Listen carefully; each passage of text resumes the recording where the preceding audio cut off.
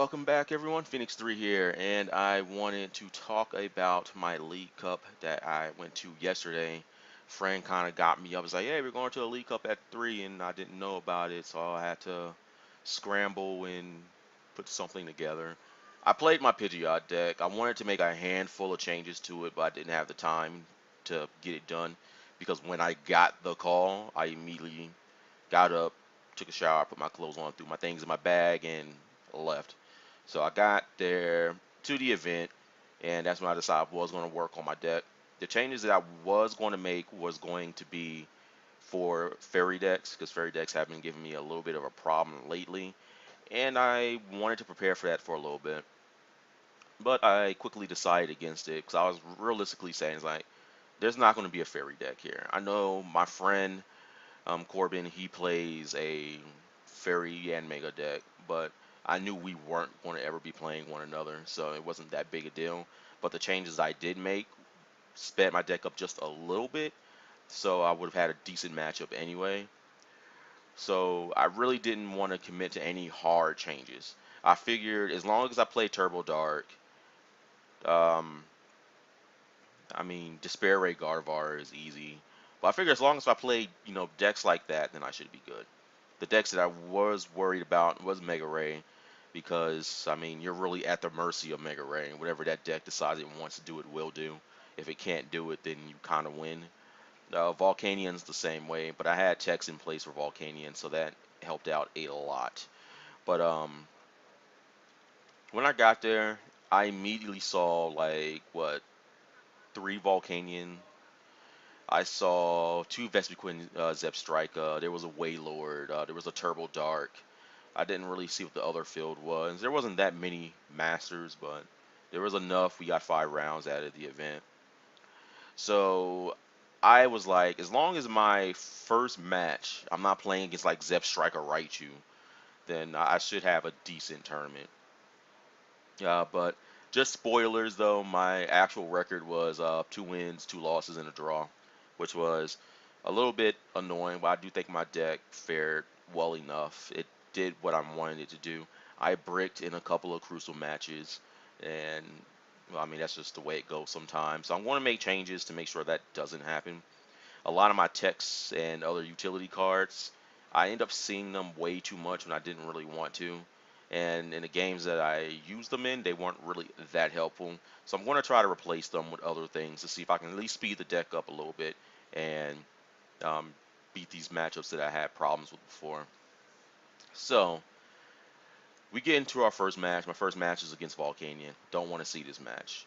And in game one, because our tournament was best of three, it wasn't best of one. So we had time to play the games. But you guys already know my deck. My deck is slow and it takes time to play. So he gets a pretty handy start against me, and I never really get anything going. I kind of kept the game competitive with what I had, but I didn't really get much. The steam ups were just too great, and he managed to take game one.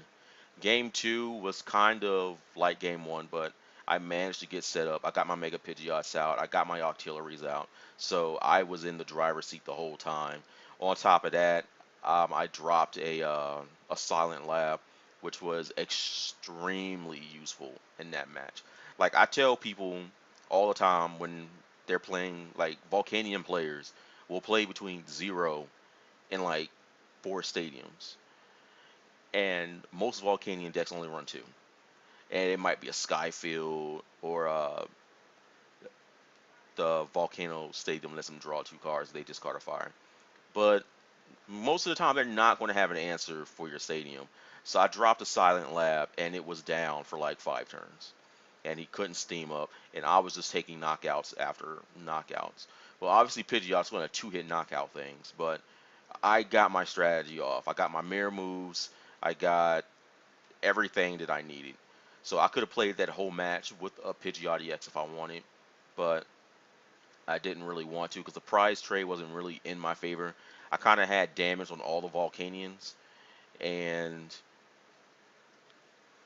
what was I gonna say? Like I had damage on all the Volcanions, so it was just a Lysander to take it out of play, versus Secret Lysander, take it out of play. Just stuff like that. I think he had like 3 prizes left, so I could have afforded to sacrifice a Pidgeot if I wanted to, but I didn't really want to.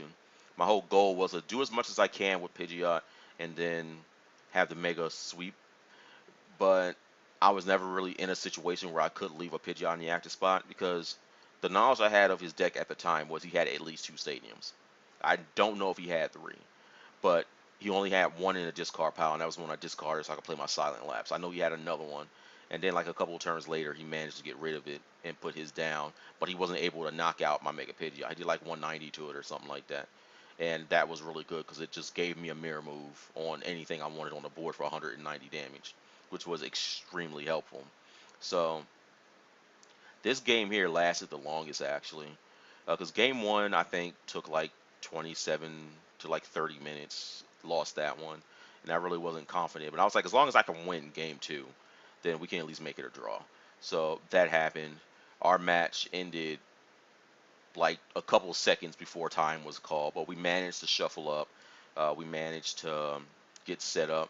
I asked our opponent, like, man, how much time do we got left? And he was like, man, I have no idea. But I knew it was approaching time. So when we flipped our Pokemon over, time got called. And he had a Volcanion EX in the active spot. I had 2 Pidgeots in play. He was going to go first, but on my draw, I had an Ultra Ball, so I could have got another Pokemon down just to stall out if I wanted. And we just decided, you know what, just make it a draw. We're not going to get a full game here. And I play Max Potion, so that he wasn't knocking anything out. You guys already know for damn sure that Pidgeot's not knocking anything out in like 2 turns. That's all I had. Like, I believe he was turn 0, but Pidgeot wasn't going to take any knockouts, so we just ended the match in a draw, and that's how that went. I mean, I'm glad because I really didn't want to fight a Volcanion that early in the tournament, but it's nice to know that my deck, if it does set up halfway decent, that it can do well against Volcanion. Volcanion is always a worrisome matchup for me, simply because of its ability to just go off. At a league that I go to, a player said Volcanion is a talentless deck. It really takes no skill to play. You just draw a bunch of cards, and if you steam up, you win. If you don't, then well, you lose, and that's just kind of how it goes.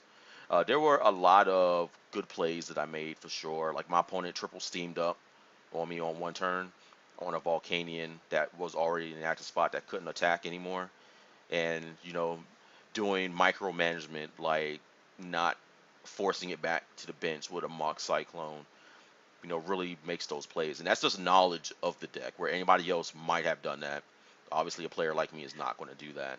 So I get a draw in my first game.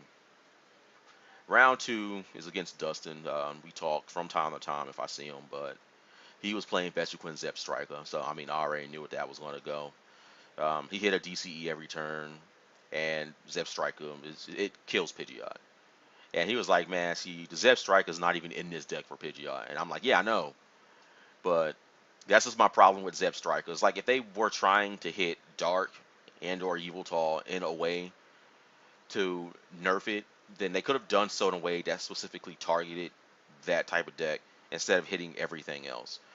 Like, I don't necessarily mind it knocking Mega Ray out in one hit, but like, it shouldn't be knocking Mega Pidgeot out. It shouldn't be knocking out, because I mean there are a lot of Pokemon that are lightning weak with a fighting resistance, and it's just way too harsh against that. Like, I felt the game designers should have done better and gave Mega Pidgeot 230 hit points, so that way Zep Striker can't knock it out in one hit, and that would have improved the matchup greatly.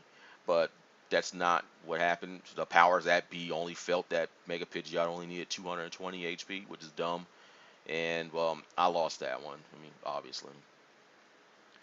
Game three was against a Mega Ray deck, and yeah, he had an odd build Mega Ray.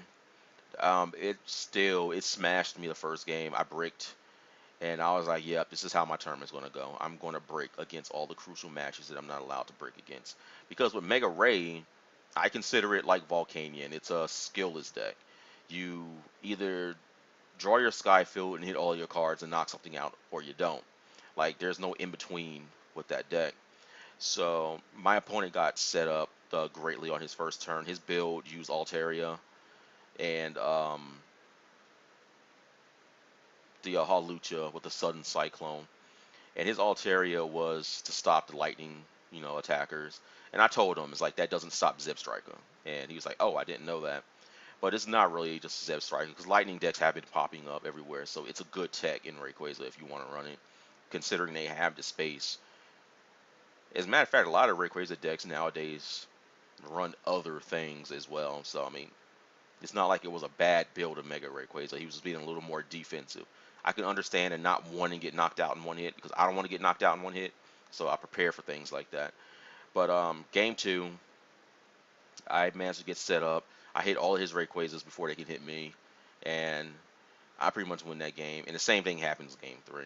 He just never really gets anything going, and that's just something that can happen with Rayquaza because they have so many basics. You might not ever get the one that you want to start with, and you have to do things like start with a Hoopa or Shaman or something that's not that. And I use that to my advantage. Whenever I got a mock Cyclone up, I would Lysander out the Rayquaza I want to hit it, then force it back to the bench. He didn't have any flow stones or anything or energies on anything, so I would be able to Lysander it back up, knock it out.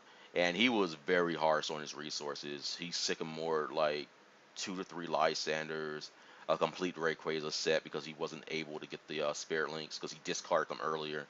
And it was just a lot of little things like that that put the matchup in my favor. And that's what I look for, is if I can at least win games that way, then, well, we're good.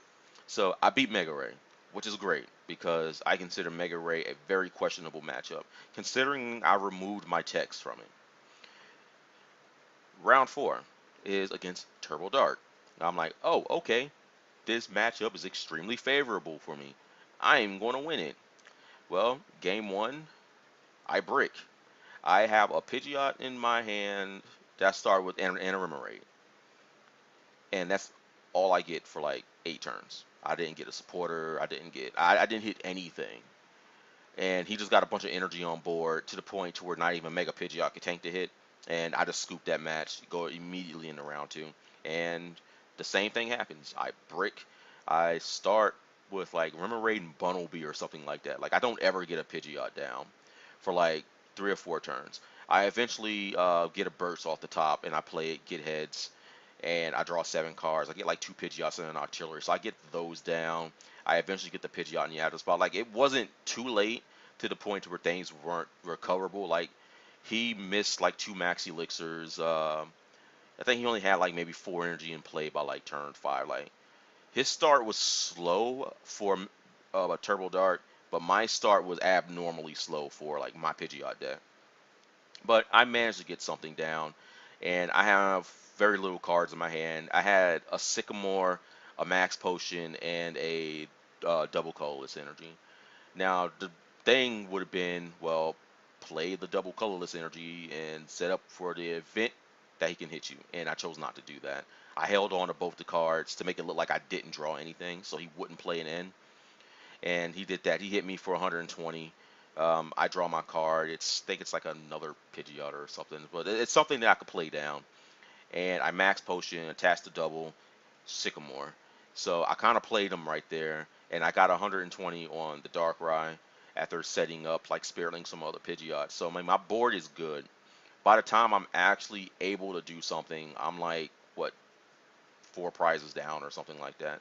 I still have 6, and I'm um I'm hitting them. I take a knockout, and the game is the game is in my favor. He doesn't have a lot of energy. He only had like what, 8 energy down or something like that. No, I think he only had like 7 energy down. But a question came up for a ruling. Like I knocked out his Darkrai in the active spot with Mock Cyclone, and I wanted to force it back to the bench. Now there was an interaction in this match that I didn't know about, and this year is where having card knowledge would have actually helped me out because after this ruling here, I gained new tech that I could use against Turbo Dart, which is great. And it's not even new tech against Turbo Dart. It's just new tech against any deck that uses experience share.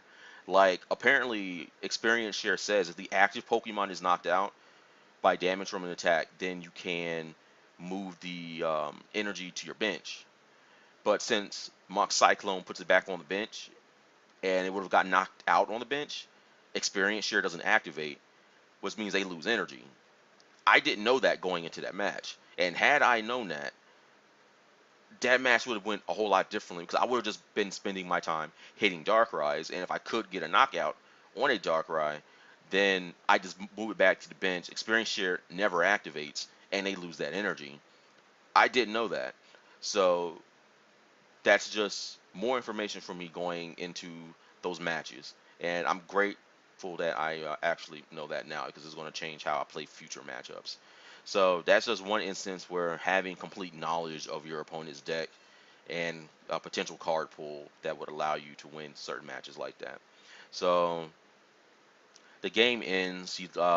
Like I end my opponent into a two-card hand, and I give him the Versus Seeker for the Lysander, in which he uses to knock out my Magearna on the bench, which sucks because that happens way too much.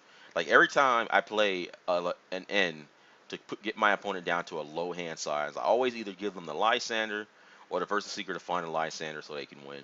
And that same thing happens in real life too, apparently. So I lost that game right there. I started to bring it back. I went down to two prizes, and well, it wasn't enough. I couldn't have got it to a game three. But even if I did get it to a game three, that match would have ended in a tie as well. Simply because time had just got called when we ended the game. So that was a little frustrating that I lost to a match that I should have won. Like throughout the whole course of the tournament, I felt one match was like legitimate the whole time, and that was just the one against Zep Striker. I mean, I lose that. There's no way I win that. But I could have beat Turbo Dark, which kind of sucked. But there was another Vespiquen Zep Striker that I probably would have had to play had I won, and the results probably would have ended up the same. And I really have no tech for Zep Striker. Like it's too powerful a card. I personally think the card is broken simply because it's too good. It's like nothing, no card like that exists for any other type. Like Fairy is super dominant right now, and there isn't one card that will just nuke a Fairy type. Um, I guess that's it. I mean, Dark has just been good in general, and it's not like a card you can play to nuke a Dark type Pokemon in one hit. But apparently, Lightning type or Lightning weak Pokemon need to have something like that, and it's not good at all. But my last round was against a Mega Charizard deck, and it's different. It wasn't the one that dealt 300 damage. It wasn't the Dragon type one. It was the one that was like flip a coin for every fire type energy you have, and it does 50 for each head you get. Like I had no idea how powerful that was. Like Jesus, that card could just do it could do 300 damage if they like flip well. So I'm playing against that, and he gets the Mega Charizard out quickly, and I got to make a Pidgeot in the active spot with no damage on it, and he like hits me with the attack, and he flips one heads, and I'm like, okay. He flips again and gets two heads. I'm like, oh my god, this is really about to happen. Then he flips again, gets a tails. I'm like, okay, I see if that happen one more time, and he does it again, gets tails, and I'm like, oh, thank God. But what he ended up doing was giving me a 200 damage mirror move, which I uh, I used. I mean, that's what I want. I want these really big mirror moves. So he let me do that. I knocked that out, and then his board slowed down a lot. I won that game, and game two was much of the same. It took him forever to get a Charizard out. I got three Mega Pidgeots out, powered up. I had two artillery on the bench. I think there was a Bumblebee down there or something, but my board was nice, and there was no way that I was going to lose because I would hit his Charizards, put him back on the bench, and then Lysander it out next turn and knock it out. That was just my strategy. Hit the ones that are trying to power up before they can power up. I mean, nobody wants to be at the mercy of coin flips, and I definitely didn't want that to happen in that matchup. So I win that match as well. And of course, it's not enough to make top cut. Because even if I had went 3-1-1, I still wouldn't like bubbled out because I got a draw and a loss so early in the tournament. And that was just, it was okay. Like my deck did well. I wish that Turbo Dark went better because that probably would have gave me a much better tournament experience. But I mean, there are changes I would obviously make now to the deck. Like I'm thinking of taking out the Enhanced Hammer and the Team Flare Grunt. Like they just overall didn't do much for me at the tournament. And the decks that I played, only one of them ran a special energy, and that was Mega Rayquaza. Like it's helpful in that matchup, but it's only one matchup versus four other decks I played that didn't really mind, that card. I mean, I guess Vespiquen have Striker too, but he had a DCE every turn, so it didn't even matter what I did at that point. So I just want to find a way to make my deck a little bit faster, improve consistency, so that way I can get Pidgeots out quickly. I can have resources available to me without compromising the main structure of the deck. So yeah, that was my tournament report there. There are obviously things I would do differently, but overall, I mean, I didn't really feel like my deck let me down as much. I mean, the Turbo Dark match was still very frustrating because I could have won it though, but it's not like I played the wrong deck. Like I felt that my deck did well enough to warrant, continue using it, and I'm going to be playing Pidgeot X until rotation happens, so I'm good in that front. But yeah, I hope you all enjoyed that. The tournament was fun for me to play. There were plenty of friends there. We did things after the event and stuff like that. It also gave me inspiration to rebuild my old EX format deck. So I'm going to be looking forward to doing that as well. And as always, I hope you all enjoyed this video, and I hope to see you all in the next one.